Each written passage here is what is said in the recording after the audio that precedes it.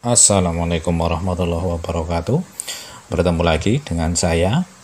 Pada pertemuan kali ini, setelah kita membahas mengkonfigurasi telnet pada perangkat router dan switch, pada pertemuan kali ini kita akan melanjutkan bagaimana caranya mengkonfigurasi koneksi SSH untuk meremote perangkat Cisco, gitu ya. Nah, di sini ada beberapa langkah-langkahnya. Kalau untuk router yang bagian sini, itu ya. Sedangkan yang untuk switch, ini ada langkah-langkahnya sebagai berikut.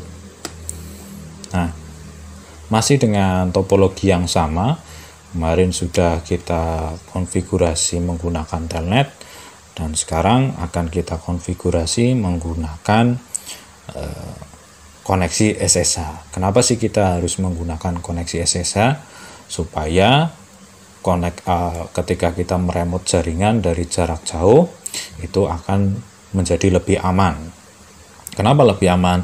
Karena data yang ditransfer dari perangkat kita ke perangkat remote kita itu dienkripsi atau diacak datanya.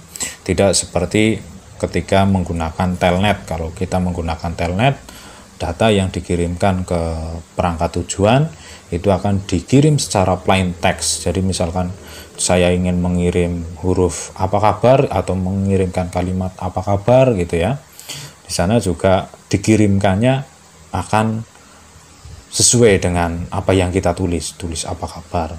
Nah, ini akan berbahaya jika terjadi serangan man in the middle gitu ya, atau man in the middle attack. Ketika ada orang melakukan serangan tersebut, melakukan sniping gitu ya, nanti username dan passwordnya bisa penyerang itu dapat dengan mudah. Tapi jika menggunakan koneksi SSH, apa yang kita kirimkan ke perangkat tujuan itu akan dienkripsi. Jadi akan sulit sekali bagi attacker atau penyerang untuk mendapatkan username atau password yang bersifat rahasia tadi. Baik, mari kita praktekkan saja bagaimana cara mengkonfigurasi koneksi SSH pada perangkat router. Ya, di sini kita harus atur dulu ya di sini untuk memberikan nama FQDN, Full Qualified Domain Name, pada perangkat ya. Mulai dengan memberikan nama perangkat dan menambahkan ini IP domain name gitu ya. Oke, kita ikuti saja perintah yang ada pada PowerPoint gitu ya. Hostnet, kita masuk ke configuration terminal ya, configuration terminal di sini.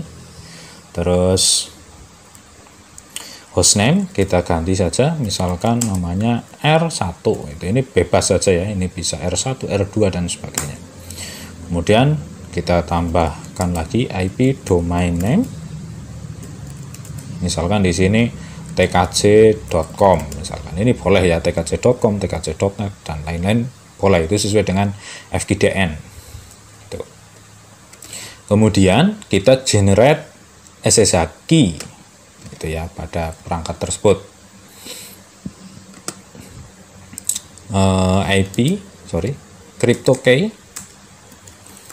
Crypto key general RSA. Nah, di sini terdapat pertanyaan atau prompt gitu. Saya sudah membuat RSA dengan nama tkj.net. Kemudian apakah saya ingin menggantinya? Nah, saya di sini ingin menggantinya. Yes. Nah, di sini modulusnya berapa gitu. Ini jadi panjang dari KRSA-nya itu berapa? Ini mulai dari 512 sampai 2048. Nah, supaya lebih aman, ini KRSA-nya itu lebih besar, lebih baik.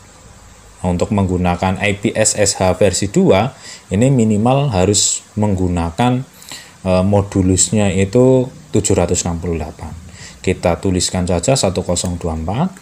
Semakin besar kita menuliskan modulusnya, maka akan menggenerate-nya semakin lama. Oke, sudah. Terus kita kasih IP SSH version 2, ini opsional ya, version 2, tapi lebih baik jika digunakan. Kemudian kita coba di sini akan menggunakan username. Username-nya siapa di sini? Misalkan username, jadi di sini kasihkan Hilal misalkan gitu ya. Terus karena kita akan mengkonfigurasi secara aman, jadi tidak menggunakan password lagi, akan tetapi menggunakan secret. Misalkan di sini saya menuliskannya rahasia, passwordnya adalah rahasia gitu ya. Terus kita masuk ke virtual terminalnya gitu ya, line VTY 0 sampai 4, ini bebas saja seperti yang sudah diterangkan pada video sebelumnya. Telnet itu maksimal virtual terminal itu satu sesi yang sama adalah 16, 0 sampai 15. Ini saya akan menggunakan 5 sesi aktif jika 5 sesi aktif dalam satu waktu gitu ya. Terus login lokal. Nah, kenapa saya di sini menggunakan login lokal? Karena ada kemungkinan jika saya menggunakan ini metode authentication atau tidak menggunakan database lokal yang terdapat pada routernya, akan tetapi saya menyediakan server sendiri, yaitu server AAAA untuk melakukan autentikasi ketika saya melakukan atau mengkonfigurasi koneksi SSH gitu ya. Pada kali ini kita akan mengkonfigurasi secara lokal, login lokal. Kemudian di sini transport input. Nah, port input. Nah, di sini transport inputnya apa? Di sini saya bisa spesifik menuliskan hanya SSH saja atau telnet saja atau semuanya atau tidak juga semuanya. Ya, transport inputnya saya misalkan di sini hanya akan mengkonfigurasi SSH saja, telnetnya tadi dihapus. Jadi sesudah saya mengkonfigurasi telnet, kemudian saya sadar bahwa telnet itu tidak aman, kemudian saya ganti dengan SSH supaya lebih aman dan telnetnya itu tidak lagi bisa digunakan atau service telnetnya tidak capable lagi untuk digunakan. Di sini transport input SSH. Oke.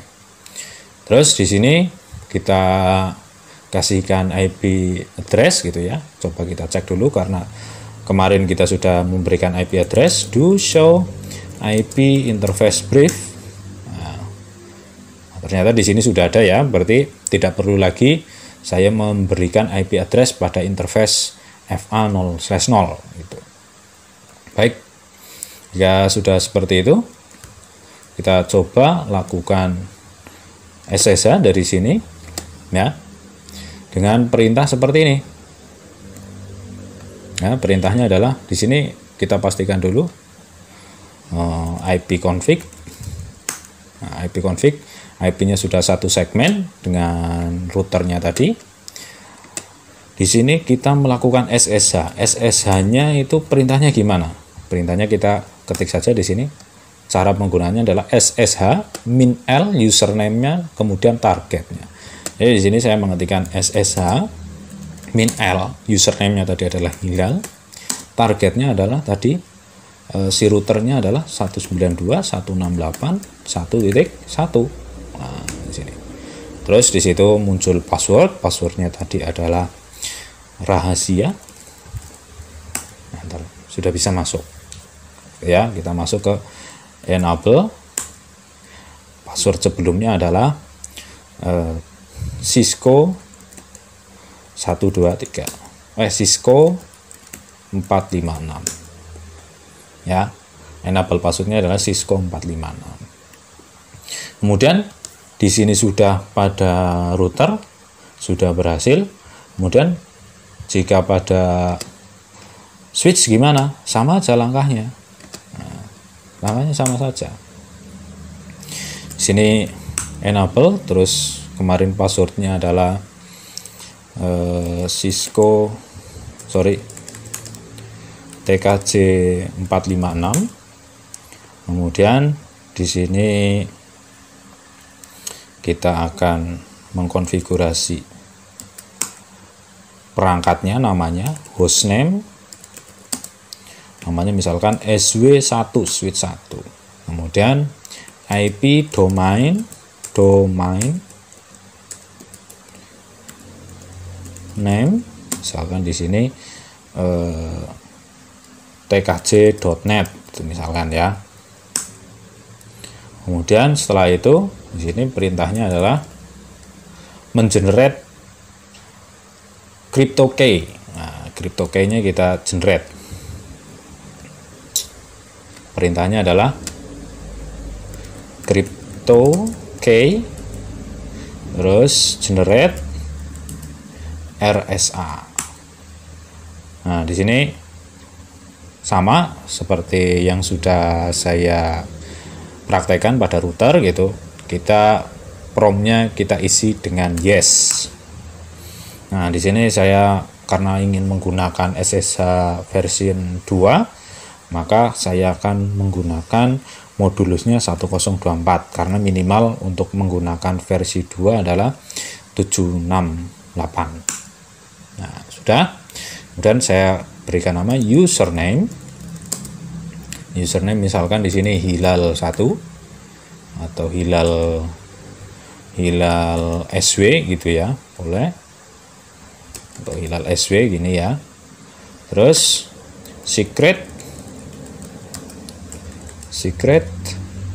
secretnya adalah misalkan Cisco 123 misalkan. Nah, di sini sudah ada. Kemudian kita masuk ke line VTY 0 sampai 4. Kemudian kita login lokal karena kita akan menggunakan database pada perangkat switch-nya. Ya, kita belum menggunakan server tersendiri. Terus transport inputnya kita akan spesifik menggunakan SSH saja. Oke. Terus kita cek do show IP interface brief. Apakah kita sudah mempunyai interface yang memiliki IP address? Nah, sudah ada di sini ya. Itu VLAN 0. Terus kemudian do show VLAN BR. Apakah VLAN 10 itu sudah mempunyai anggota interface fisik? Di sini VLAN 10 manajemen sudah ada FA01. Nah, tinggal kita mengkonfigurasi atau menguji coba koneksi SSH-nya. Dengan perintah di sini ya. Kita cek dulu IP config. Sini sudah 2.2. Tadi di sini juga sudah IP-nya 2.1 gitu ya, interface VLAN-nya. Kemudian di sini kita coba SSH min L, tadi username-nya adalah hilal SW. Kemudian kita targetnya adalah 192.168.2.1. Oh, hilal SW-nya tidak menggunakan switch ya. Passwordnya tadi adalah di sini Cisco 123 ya. Cisco 123. Nah, sudah bisa. Enable. Passwordnya tadi adalah TKJ 123. TKJ 456. Nah, seperti itu. Jadi, untuk mengkonfigurasi SSH pada perangkat switch dan router seperti itu. Terus kenapa sih di sini kita harus menggunakan VLAN gitu ya? Menggunakan VLAN karena di sini tadi seperti yang sudah Pak Guru sering kali bahas bahwa switch itu adalah perangkat layer 2, sedangkan kalau kita mau mengkonfigurasi SSH atau mengkonfigurasi telnet, kita harus memanggil IP-nya. Nah, bagaimana switch itu bisa mempunyai IP? Yaitu dengan memberikan interface VLAN, kemudian diberikan IP address, karena satu-satunya interface yang bisa diberikan IP pada switch adalah interface logical, diantaranya adalah interface VLAN, gitu ya. Terus kenapa kita menggunakan VLAN di sini, Pak? Nah, jika kita menggunakan VLAN di sini, nanti yang dua atau yang PC1, laptop dan server ini tidak semuanya bisa melakukan remote. Nah, ini untuk alasan keamanan. Jadi semuanya tidak bisa meremote gitu. Jika semuanya nanti bisa meremote, bisa terjadi masalah keamanan seperti itu. Jadi di sini hanya PC0 yang terkoneksi ke FA01 ya. Baik, dari Pak Guru cukup sekian. Apabila ada pertanyaan silahkan komen di bawah atau komen di Google Classroom. Saya akhiri video kali ini. Wassalamualaikum warahmatullahi wabarakatuh.